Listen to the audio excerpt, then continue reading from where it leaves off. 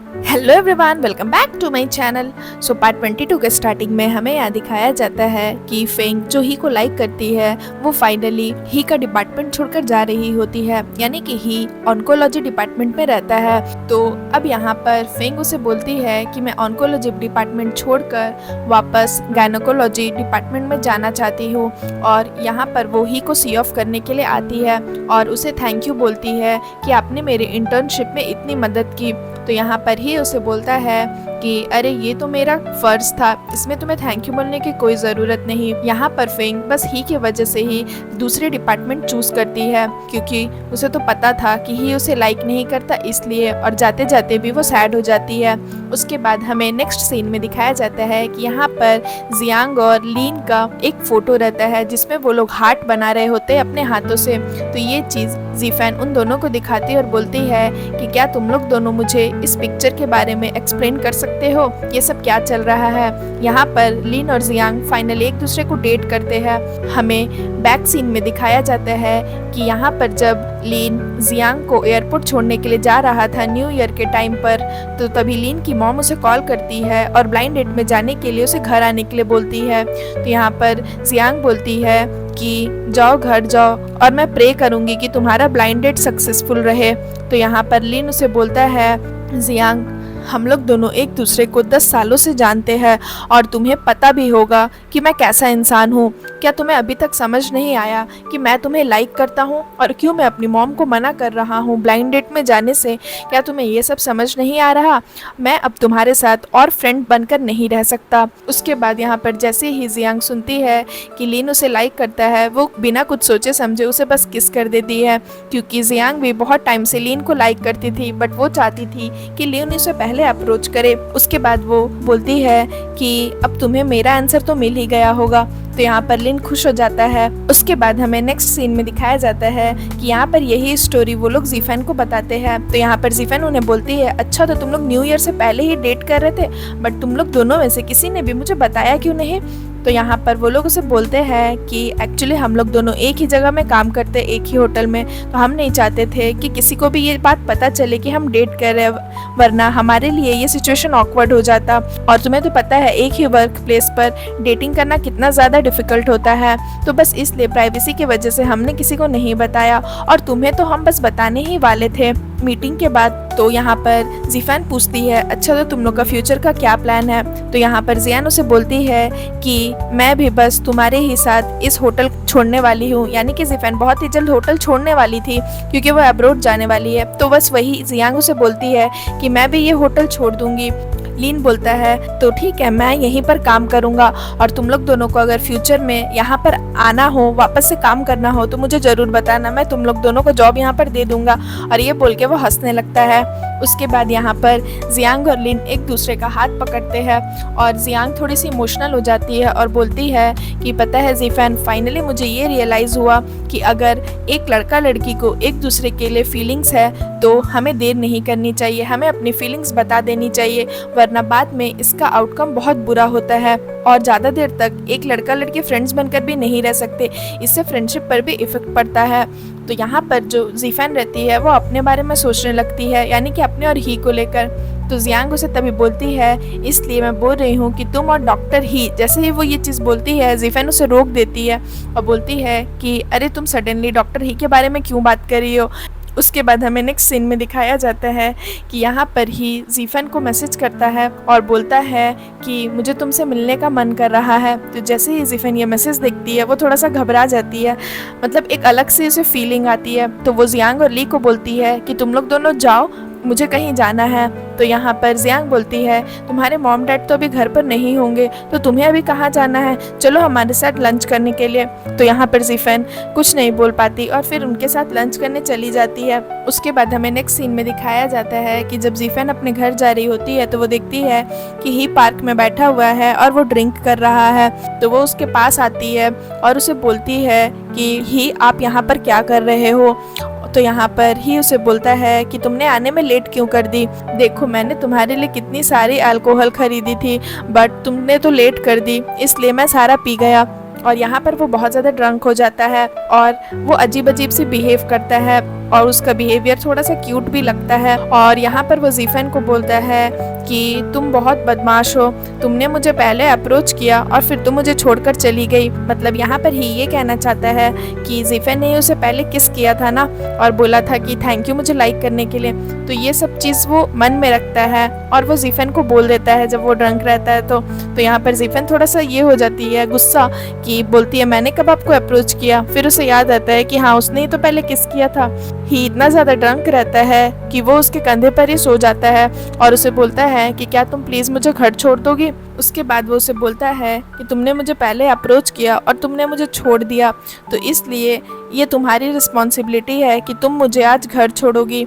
और यहाँ पर जीफन बेचारी बहुत कोशिश करती है ही को घर ले जाने की, बट वो बहुत ज़्यादा हेवी रहता है और जैसे तैसे वो उसे उसके घर पहुँचा देती है और उसे बोलती है कि ठीक है अब मैं चलती हूँ। और जैसे ही जीफन जाती है यहाँ ही अपने असली रूप में आ जाता है, यानी कि वो ड्रंक तो रहता ही नहीं, वो बस नाटक करता है जीफन के करीब आने के लिए। उसके बाद हमें यहाँ दिखाया जाता है जीफन के डैड फिर से उस राजमे की आज अलग रेसिपी बनाते हैं। तो ये फ़ोटो लेकर वो ही को भेजती है, यानी कि ही उसे एक होमवर्क टाइप का दिया रहता है कि रोज़ सारी रेसिपीज़ बनाना और मुझे फ़ोटो भेजना। तो जैसे ही वो फ़ोटो भेजती है ही देखकर खुश हो जाता है। यहाँ पर ही अपने ग्रैंडपा के साथ कहीं आया रहता है। तो यहाँ पर उसके ग्रैंडपा उसे देखते हैं कि वो क्यूट सा बिहेव कर रहा है, तो उसे बोलते हैं कि इस उम्र में इतना क्यूट बनने की ज़रूरत नहीं है। तो यहाँ पर ही बोलता है कि आपको समझ में नहीं आएगा। उसके बाद हमें यहाँ दिखाया जाता है कि जीफन का मैनेजर एक मीटिंग रखता है और सभी को ये बताता है कि नेक्स्ट वीक बहुत ही जल्द हमारे होटल में यान हिंग आने वाले हैं। यान हिंग तो जीफन का एक्स बॉयफ्रेंड रहता है। तो जैसे ही जीफन और उसके फ्रेंड्स यान हिंग का नाम सुनते हैं वो लोग शॉक्ड हो जाते हैं और वो लोग जीफन को ही देखते हैं। यहाँ पर जीफन भी बहुत टेंशन में आ जाती है और यहाँ पर उसका मैनेजर बोलता है कि यान हिंग ने अपने दम पर एक बहुत बड़ी रोबोटिक्स कंपनी तैयार की है, तो उन्हें अच्छे से ट्रीट करना सभी कोई। और तभी यहाँ पर यान हिंग की एंट्री होती है और हमें यहाँ पर यान हिंग का चेहरा दिखाया जाता है और यहाँ पर जीफन का मैनेजर यान हिंग का वेलकम करता है और जीफन का दोस्त लीन भी उसका वेलकम करता है। और तभी यहाँ पर मैनेजर बोलता है लीन को कि क्या तुम मिस्टर यान हिंग को जानते हैं। तो यहाँ पर लीन बोलता है कि हाँ ये हमारा कॉलेज फ्रेंड था। उसके बाद हमें यहाँ दिखाया जाता है कि लीन यान हिंग को बोलता है, यानी कि उसका कमरा दिखाता है और बोलता है आपको किसी की भी ज़रूरत हो तो हम अपना स्टाफ से आपको भेज देंगे।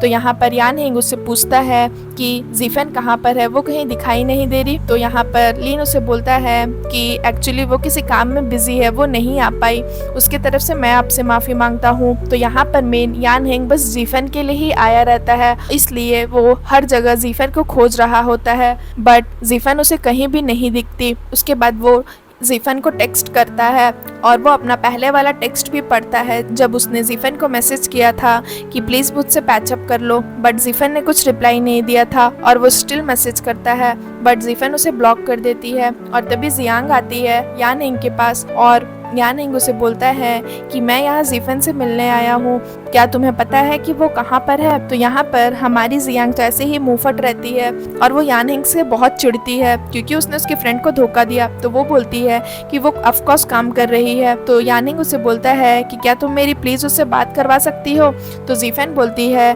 कि क्या आपके पास उसका नंबर नहीं है, आप खुद ही उससे बात कर लो। अच्छा सॉरी, लगता है उसने आपको ब्लॉक कर दिया है ना, तो आप कहाँ से उससे बात कर पाओगे। इस तरह से वो उसे बोलती है। उसके बाद वो उसे बोलती है कि वैसे हमारा होटल बहुत बड़ा है तो आप प्लीज जा करके खुद ही उसे खोज लो, वो यहीं कहीं होगी। तो यान हिंग उसे बोलता है कि तुम लोग ही उसे मुझसे छुपा रहे हो है ना। तो यहाँ पर जियांग बोलती है हम लोग उससे आपको नहीं छुपा रहे बल्कि आप खुद ही उससे छुप रहे हो, आपने खुद ही उससे ब्रेकअप किया था और आप सडन इतने सालों के बाद आ गए और उससे मिलना चाहते हैं। तो यहाँ पर यान हिंग उसे बोलता है कि हाँ मैं उससे पैचअप करना चाहता हूँ। यहाँ जियांग बोलती है और आपको क्या लगता है कि क्या वो आपसे पैचअप कर लेगी, वो अभी बहुत खुश है और अपनी जिंदगी बहुत अच्छे से जी रही है, अभी आपको वापस आना नहीं चाहिए था। तो यहाँ पर यान हिंग बोलता है कि क्यों, अब उसका कोई नया बॉयफ्रेंड बन गया है क्या। तो जियांग बोलती है इससे आपको क्या, और ये बोल के वो एटीट्यूड से वहाँ से चली जाती है। उसके बाद हमें नेक्स्ट सीन में दिखाया जाता है कि यान हेंग जीफन के रूम तक पहुंच जाता है, यानी कि जहां पर वो रहती है,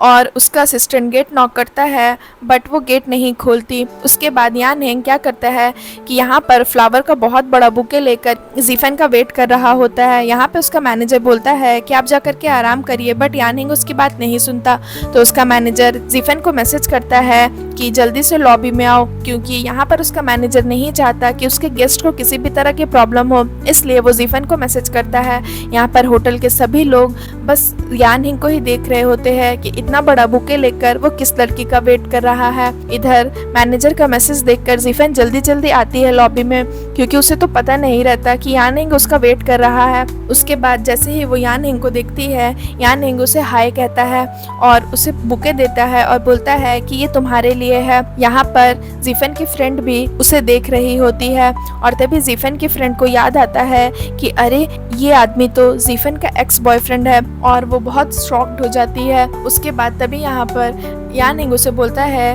कि आज जब तुम होटल से वापस घर जाओगी तो मैं तुम्हें छोड़ दूंगा घर। तो यहाँ पर जीफन बोलती है उसकी कोई ज़रूरत नहीं है, मैं बस से चली जाऊंगी। उसके बाद वो उसे बोलती है कि क्या हम लोग कहीं और बात कर सकते हैं।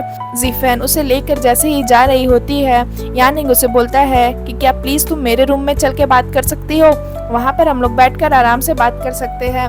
तो जीफन को गुस्सा आ जाता है और वो क्या करती है, उस बुके को लेकर यान हिंग के मुंह पर मार देती है। लेकिन यान हिंग फिर भी नहीं सुधरता और उसे बोलता है कि जीफन मुझसे पैचअप कर लो, मैं तुम्हारी जिंदगी में वापस आना चाहता हूँ। तो यहाँ पर जीफन बोलती है कि पैचअप कर लो, और तुमसे क्या सोचकर तुमने ये बोला। तो यान हिंग उसे बोलता है कि मुझे पता है कि मैंने बहुत सारी गलतियां की है, मैं लास्ट ईयर बहुत ज़्यादा बिजी था, इसलिए टेंशन में तुम्हें कुछ भी बोल गया। तुम्हें पता है कि मैंने अपनी कंपनी खड़ी की है और उसके लिए कितना मेहनत लगता है, ये तो तुम जानती ही हो। मैं बहुत ज़्यादा डिप्रेशन में चला गया था, और इधर मेरे फादर भी मुझे बहुत ज़्यादा प्रेशर डाल रहे थे, तो बस इन सब वजह से मैंने वो सारा गुस्सा तुम्हारे ऊपर निकाल दिया। बट मैं बस अब रिग्रेट ही कर रहा हूँ कि मैंने तुमसे क्यों ब्रेकअप किया, मुझे तुम्हारे ऊपर नहीं चिल्लाना चाहिए था, तुमसे आर्ग्यू नहीं करनी चाहिए थी। तो यहाँ पर जीफन बोलती है कि तुमने मुझसे बस आर्ग्यू ही नहीं की बल्कि मुझसे ब्रेकअप भी कर लिया, क्या तुम्हें याद नहीं। तो यहाँ पर यान हिंग बोलता है कि क्या तुम हमारे 7 साल के प्यार को बस इसी तरह जाने दोगी, तुम मुझसे इस तरह से कैसे ब्रेकअप कर सकती हो, हम लोग दोनों एक दूसरे को 7 साल से जानते हैं। और ये कहकर वो जीफन का हाथ पकड़ता है। तो जीफन बोलती है मुझे टच करने की कोशिश भी मत करना, और फिर वो हाथ हटा देती है और वहाँ से चली जाती है। उसके बाद हमें नेक्स्ट सीन में दिखाया जाता है कि जीफन अपने फ्रेंड्स के पास आकर रोने लगती है बहुत ज़्यादा। तो यहाँ पर लीन बोलता है कि क्या हो गया बताओ। तो यहाँ पर जीफन बताती है कि वो मुझसे पैचअप करना चाहता है, और वो आज होटल भी बस मुझसे ही मिलने आया था, और उसने ये भी कहा कि अब वो बहुत ज़्यादा पछता रहा है मुझसे ब्रेकअप करके, और ये बोलकर वो रोने लगती है। मतलब वो ये कहती है कि जब मुझे उसकी ज़रूरत थी तब वो कहाँ था, और अब वो अचानक आ गया। उसके बाद हमें नेक्स्ट सीन में दिखाया जाता है कि यान हिंग और जीफन का न्यूज़ पूरे होटल में चर्चित हो जाता है। सभी कोई बस यान हिंग और जीफन की ये बातें करते हैं कि जीफन कितने रिच लड़के को पटा ली है, और पता है वो उसका एक्स बॉयफ्रेंड भी, ऐसे करके बहुत बुरी बुरी बातें करते हैं। तो जीफन को बहुत बुरा लगता है क्योंकि वो ये सब सुन लेती है। तभी उसका मैनेजर एक कदम उठाता है और वो मीटिंग बुलाता और बोलता है कि जैसे कि तुम लोग सबको पता है कि हमारे होटल की रेपुटेशन खराब हो गई सिर्फ जीफन की वजह से, तो इसलिए मैं अब जीफन का बोनस डिडक्ट करता हूँ, उसे इस महीना कोई भी बोनस नहीं मिलेगा। उसके बाद हमें यहाँ दिखाया जाता है कि ही अपना काम कर रहा होता है, तभी उसे जीफन की याद आती है। तो वो उसे मैसेज करता है कि वैसे डिनर में तुमने राजमा की कौन सी रेसिपी बनाई। बट जैसे ही देखता है कि जीफन बहुत देर के बाद भी रिप्लाई नहीं करती है, तो वो सोचता है कि जीफन क्या सो गई होगी, आजकल वो कुछ ज़्यादा ही काम कर रही है, वो ठीक तो होगी ना। और फिर सीन यहाँ पर ख़त्म हो जाता है। सो फ्रेंड्स, अगर आपको मेरी ये वीडियो अच्छी लगी हो तो प्लीज़ मेरे वीडियो को लाइक करिएगा, मेरे चैनल को सब्सक्राइब करिएगा। मैं जल्द इसका न्यू एपिसोड लेकर के आऊँगी, तो उसके लिए वेट करिएगा। सो फ्रेंड्स, आज के लिए बाय बाय, मिलते हैं फिर से एक न्यू वीडियो के साथ।